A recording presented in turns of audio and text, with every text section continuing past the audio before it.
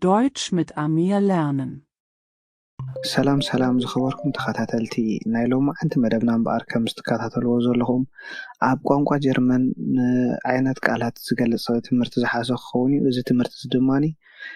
نقدم حجي قوانقوا جرمن زمهارز نبورو كوم جمرتي أزيو تقام زخونة سواسو ناي قوانقوا جرماني وتسانيلكم كسامانو كتكاتاتلوني بخبري عدمكم.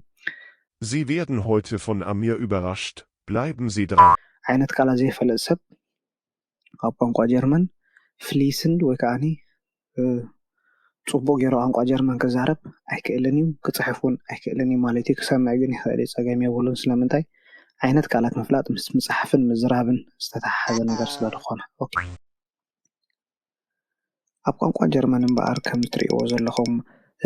ብጠቕላላ 10 ዓይነት ቃላት ኣለዉ እዞም 10 ዓይነት ቃላት እዚኣቶም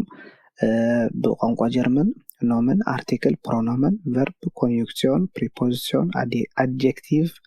adverb, interjection, numeral ይባሃሉ ኣነ በትናይ ዝተኣመና ኣገባብ ሰሪዐዮም ኣለኹ ከምቲ ሓይሱ ዝበልኩ ማለት እዩ ብትግርኛ እንድሕሪናዮም እዚኦም ከዓኒ ስም ክንዲ ስም ኣመልካት ስም ግሲ መስተጻምር ኣቀማምጣ ዝገልጽ ቃል ቅጽል ተወሳኺ ግሲ ቃል ኣጋንኖ ከምኡ ድማ ቁጽርታት ብኣሃዝ ክኸውን እዩ ማለት እዩ ሕጂ ዓይነታት ቃላት ክንብል እንከለናስ እንታይ እዩ ወይ ከዓ እንታይ ጥቕሙ ኦኬ ዓይነታት ቃላት እንድሕሪልና ንኣብነት ኣነ ቋንቋ ጀርመን ይዛረብ ኣለኹ ሕጂ እዚኣ ሓንቲ ሙሉእ ሓሳብ እያ እዛ ሙሉእ ሓሳብ ዝተፈላለዩ ዓይነት ቃላት ተገሊጻ ኣላ ንርኣያ ከም ብሓድሽ ኣነ ሓደ ቃል እዩ ብቋንቋ ጀርመን ካልኣይ ቃል እዩ ይዛረብ ሳልሳይ ቃል እዩ ኣለኹ ከዓኒ ራብዓይ ቃል እዩ ኦኬ ኣነ ብቋንቋ ጀርመን ይዛረብ ኣለኹ ኦኬ ሕጂ ኣነ ትብል ቃል ርእሳ ዝኻለት ቃል እያ ክንዲ ስም ንብላ ወይ ከዓ ፕሮኖመን ብቋንቋ ጀርመን ብትብል ሓንቲ ፕሪፖዚሽን ወይ ከዓኒ ኣቀማምጣ ዝገልጽ ቃል እያ ቋንቋ ጀርመን ከዓኒ ሓደ ስም እዩ ማለት እዩ ስም ናይ ቋንቋ ይዛረብ ከዓኒ ኣነ ዝገብሮ ዘለኹ ነገር ግሲ ንብሎ ወይ ከዓ ቨርብ ኣለኹ ከዓኒ ነቲ ቨርብ ዝሕግዝ እዩ ማዓሲቱ ዝዝረብ ዘሎ ሕጂ ዝዛረብ ዘለኹ ትማል ተዛሪቡ ወላ ንመጻኢ ክዛረብ ዝሓስብ ዘለኹ ማለት እዩ ከምዚ ጌርና ሕጂ ፈላሊና ንሪኦ ኦኬ እዚኦም እንታይ ይኾኑ ኣለዉ ማለት ሕጂ ዓይነት ቃላት ምፍላጥ ከን እንታይ ኣገዳስነት ኣለዎ ኦኬ ጽቡቕ ዓይነት ቃላት ምፍላጥ ኣገዳስነቱ ድሕሪ ዳ ዓይነት ቃላት ዘይትፈልጥ ኮንካ ብቋንቋ ክትዛረብ ከለኻ ንኣብነት ቋንቋ ጀርመን እቲኦም ቃላት በቦትኦም ኣለዎም ብቅድሚት ዝመፁ ቃላት ኣለዉ ኣብ ማእከል ዝመፁ ቃላት ኣለዉ ብድሕሪ ዝመፁ ቃላት ኣለዉ ወይ ከዓ ኣብ መወዳእታ ዝመፁ ቃላት ኣለዉ ኦኬ እዚኦም ቃላት እዚኣቶም ዓይነቶም ድሕሪ ዘይፈለጥክዮም እቲኦም ቃላት በቦትኦም ከተቐምጦም ኣይትኽእልን ኢኻ እዚ ኸ እንታይ ይስዕብ ማለት እዩ ክትዛረብ እንከለኻ ናይ ሰዋስው ናይ ግራማቲክ ጌጋ ይፍፀም ማለት እዩ ሕጂ እቲ ፍጻመ ናይ ግራማቲክ ጌጋ ኣብዚ ዘረባናትካ ነቲ ክትዛረቡ ሓሲብካ ዘለኻ ወይ ሙሉእ ብሙሉእ ትርጉሙ ክቕይሮ ይኽእል ወይ ከዓ ጠቕላላ ትርጉም ዘይብሉ ዘረባ ክኸውን ይኽእል ማለት እዩ ኦኬ ትዛረቡ ዘለኻ ዘረባ ቃላት ኢኻ ድርቢ ዘለኻ እምበረ ዝኾነ ብዶይቶም ወይ ከዓ ትርጉም ዘለዎ ዘረባስ ኣይኮነን ማለት እዩ ኦኬ ዓይነት ቃላት ዘይፈልጥ ሰብ ኣብ ቋንቋ ጀርመን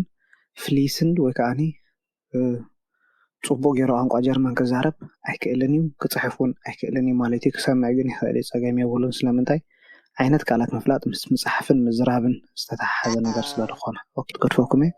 ሓንቲ ንእሽተይ ሓበሬታ ክህበኩም ደልየ ዘለኹ እዚ ትምህርቲ ኩሉ ኣይኮነን ኣብ ዩቲዩብ ክቐርብ ስለምንታይ ንሕና ብዙሕ ትምህርቲ ብዙሕ ፃዕርታት ወፃኢታት ስለ ዘለና ኩሉ ከዓ ብነፃ ፓብሊክ ክንገብሮ ስለ ዘይንኽእል ግን ብኣዝዩ ሕሱር ዋጋ ማለት እዩ ነቶም ኣብ ሱዳን ኢትዮጵያ ኡጋንዳ ትርከቡ ብዝተዋሂበኩም ዘሎ ናይ ሱዳን ቁጥር ቴሌፎን ብዋትስኣፕ ኮንታክት ክትገብሩ እንትኽእሉ ኢኹም ነቶም ኣብ ጀርመን ዘለኹም ከዓኒ ቀጥታ ብሽፓርካስ ፎልክስ ባንክ ወይ ከዓኒ ኮመርሲየል ባንክ ጌርኩም ኣብቲ ናትና ዌብሳይት ኣብ ታሕቲ ኣብ ሊንክ ዲስክሪፕሽን ዘሎ ወይ ኣብ ኮመንት ዘሎ ericcourse.com ኣትይኹም እቲ ኮርሳት ብሙሉእ ክትወስድዎ ትኽእሉ ኢኹም ኣብ ዩቲዩብ ዘይወረደ ማለት እዩ ወይ ኣብዚ ኣብ መንጎ ተቆሪፅኩም ምስ ካልእ ትሕዝቶታት ክትመሃሩ ደልዩ ኣብ ኮመንት ክትፅሕፉልና ትኽእሉ ኢኹም ፀገም ዘለዎ ነገር ኣይኮነን ንኹላትኩም ድማኒ ክሳብ ሕጂ ዝገበርኩም ናይ ደገፍ የቐኒለይ እንዳበልኩ ሰናይ ናይ ትምህርቲ ግዜ የምንየልኩም ቻው